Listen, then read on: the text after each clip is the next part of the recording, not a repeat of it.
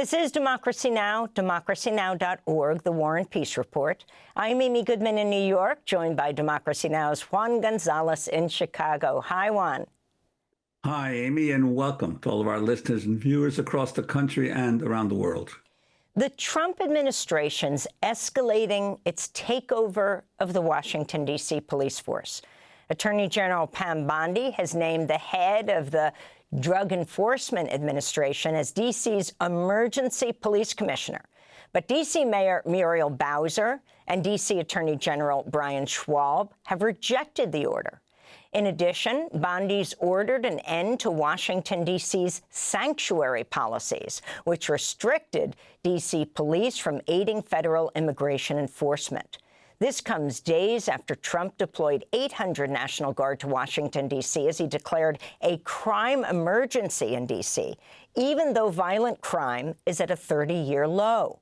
Meanwhile, the Republican-controlled Congress is continuing to withhold $1 billion taken away from Washington, D.C.'s budget earlier this year. President Trump's also threatening to take action against other Democratic cities. You look at Chicago, how bad it is. You look at Los Angeles, how bad it is. We have other cities that are very bad. New York has a problem. And then you have, of course, Baltimore and Oakland. We don't even mention that anymore. They're so far gone. We're not going to let it happen. We're not going to lose our cities over this. And this will go further. We're starting very strongly with D.C., and we're going to clean it up real quick, very quickly. All of the cities Trump named are run by black mayors. Trump singled out Chicago Mayor Brandon Johnson for criticism. And if we need to, we're going to do the same thing in Chicago, which is a disaster. We have a mayor there who's totally incompetent. He's an incompetent man. And we have an incompetent governor there. We go now to Chicago, where we're joined by Mayor Brandon Johnson, who served as mayor since 2023. Mayor, thank you for joining us. Well, why don't you start off by responding directly to President Trump's criticism of you, but also the takeover of D.C. and what Chicago is doing about it. Well, good morning. There's a clear fundamental difference between the approach that President Trump is taking versus how we are handling the very complex social issues that have unfortunately plagued our cities and America for decades. It is very evident that we have a president that has incredible disdain for working people. It's pretty straightforward for us here in the city of Chicago. I remember a time, Amy, when presidents declared wars on poverty. This president has declared war on poor people. And the work that we're doing in Chicago and really cities across America, we're investing in people, right? The fundamental difference between the authoritarianism that's coming from the White House versus the collective community approach that we're leading here in Chicago is that the president is looking to resuscitate the sins and the evil of the past, and the city of Chicago is moving progressively forward. And so, for instance, we are investing in mental health and behavioral health. I'm the first mayor since the first black mayor in the history of Chicago to reopen mental health clinics and provide mental health treatment across the city. When people are having mental health crises, a paid professional mental health provider shows up to those crises versus a police officer to provide the necessary care there. And that frees up law enforcement to address some of the other critical issues that we are dealing with.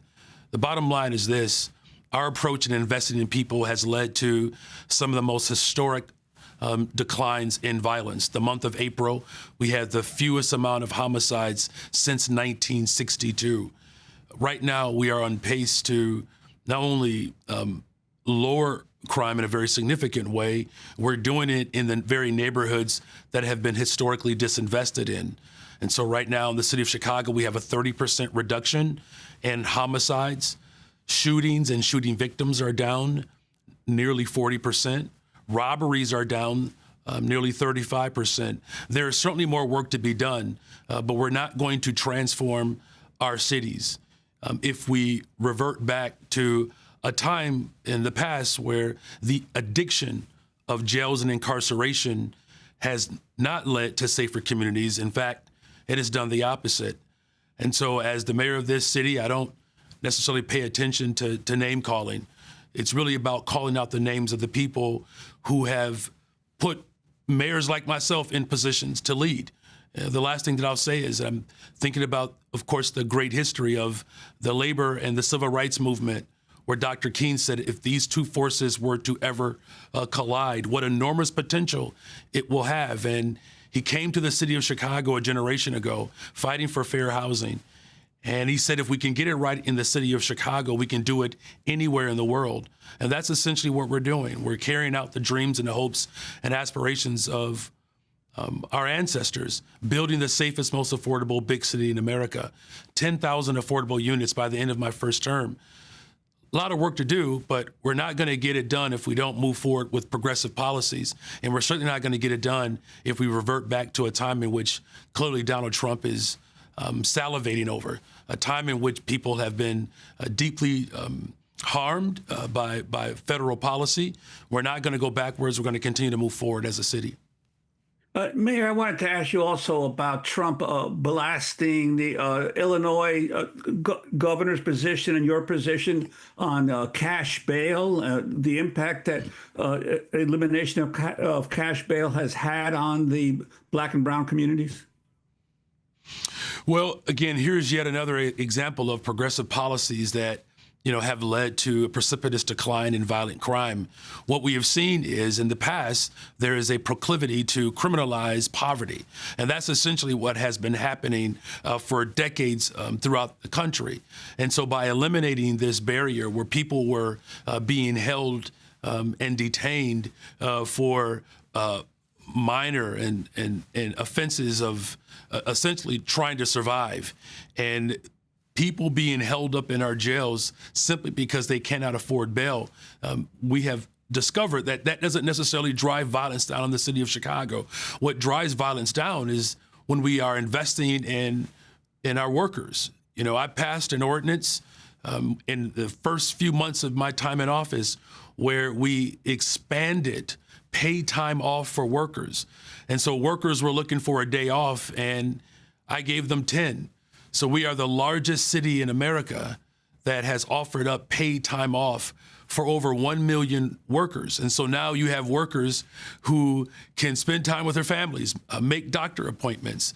That's the type of work that has to be done in cities across America if we're truly going to build safe and affordable cities. It's not reverting back to a time in which the addiction on jails and incarceration, where that has led to, quite frankly, not just the separation of families, but it has really not caused violent crime to go down. We have to do what works. And in the city of Chicago, the state of Illinois, we're very proud of our progressive policies, and not just for paid time off and making sure that workers can actually spend time with their families. We have abolished the sub-minimum wage for tip workers.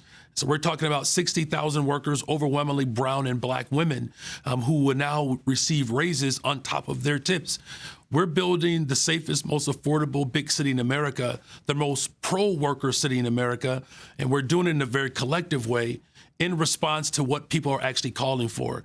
And whether it's eliminating cash bail, eliminating the sub-minimum wage, giving workers paid time off, investing in our young people and mental health care services, it's why we're seeing violent crime go down in the city of Chicago.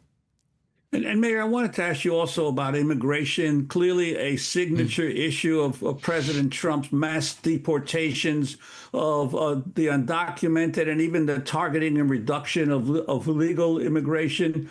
What's the situation in Chicago? Have these ICE raids intensified? And you being a sanctuary city, how are you confronting the threat of this massive mobilization of the Trump administration in cities like Chicago? Well, we are a welcoming city, and we've been a welcoming city for 40 years. The first Black mayor, Mayor here of Washington, declared that. His corporate counsel, James Montgomery, who was also the counsel for the Black Panther Party, insisted that we as local law enforcement not engage with federal ICE agents in terms of the implementation of immigration policy. It doesn't make us safe. In fact, it creates that much more trepidation and animus towards law enforcement that really becomes antithetical to what we're trying to accomplish through constitutional policing. And so I have, been very vocal about making sure that we will protect the rights of immigrants and undocumented families. We are not going to allow for our local law enforcement to behave or double as federal ICE agents, particularly at a time in which the President of the United States of America is using the ICE department as his own personal militarized force. With his so-called big bill, the largest concentration of wealth into the hands of the ultra-rich. We have never seen that type of shift of wealth at one single time. And then the ICE budget is only third to the United States government in terms of its military force and China. So there's only two other forces that have more resources than ICE. And Dr. King warned us of militarization and racism, right? He warned us of these things a generation ago. And so we're seeing that play out in the Trump administration, but we're not going to back down. We're not going to cower or bend or certainly be intimidated by these attempts to divide and conquer our communities. So we are a firm, welcoming city. We're going to protect immigrants, undocumented people, but we're also are going to ensure that we do everything in our power to invest in people, because that's how you build safe and affordable big cities, by actually investing in people. And that's exactly what we're doing. Mayor Johnson, I wanted to turn to other mayors who are also pushing against Trump's threats. This is Baltimore Mayor Brandon Scott in an interview with CNN. I think it's very notable that each and every one of the cities called out by the president has a black mayor, and most of those cities are seeing historic lows in violent crime. The president could learn a lot from us instead of throwing things at us. Meanwhile, Oakland Mayor Barbara Lee told ABC7 her city will not allow a military occupation. This is part of his effort to dismantle democracy, to militarize cities where people live, which he does not recognize, understand, or see. Of course, that's Barbara Lee, now Oakland mayor, before that Congress member. So Chicago Mayor Brandon Johnson, explain exactly how you're taking the Trump administration on. What are the lawsuits? How are you planning to respond? Yeah, first of all, both of those mayors are absolutely right. Again, racism, poverty, militarism, these are the three evils that we were warned of a generation ago. And so how we are approaching this is, first of all, calling out the hypocrisy of President Donald Trump. If he was serious about transforming our cities, he would not have taken over $800 million out of the budget that was designed for violence prevention.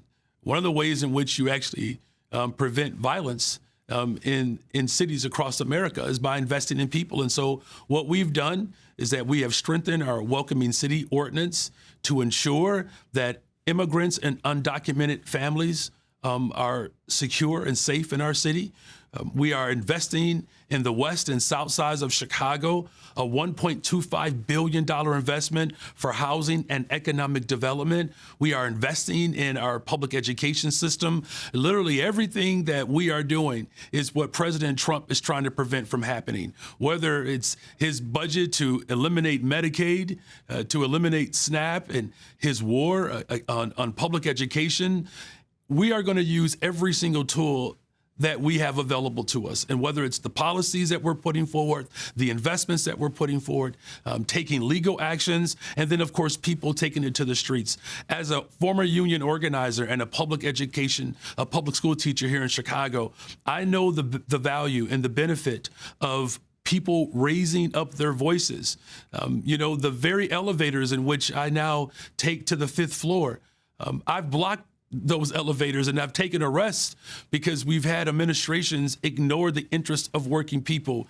This is really a moment, not just for mayors, but for labor, for community leaders, for faith leaders to all come together to resist the tyrannical reign that is coming from the White House. And so I'm going to use every single tool that I have access to ensure that we protect working people across our city, Black, brown, white, Asian, young, old, the very exciting intergenerational movement that said, yes, we can, the movement that said, keep hope alive, the movement that, of course, that have propelled many tremendous great leaders into powerful positions. That is what Chicago has been about, right? And again, it was Dr. King who came to the city of Chicago and said that if we can figure it out in the city of Chicago, we can do it anywhere in the world. And we're literally building and transforming communities by building more affordable units. We've hired over 30,000 young people for summer jobs. It's almost 50% increase since taking office.